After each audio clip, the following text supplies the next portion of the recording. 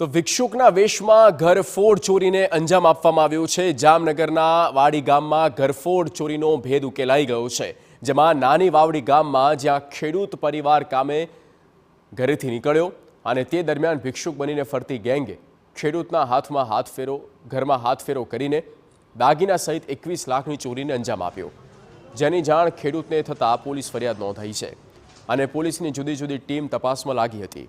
આ દરમિયાન બાતમી મળતા પોલીસે વોચ ગોઠવી અને 2 આરોપીને દબોચી લીધા અને કડક પૂછપરછ કરતા બંને કબૂલાત કરી કે ભીખ માંગવાના બહાને ફરતા અને મોકો મળતા તરત જ ચોરીને અંજામ આપતા હતા।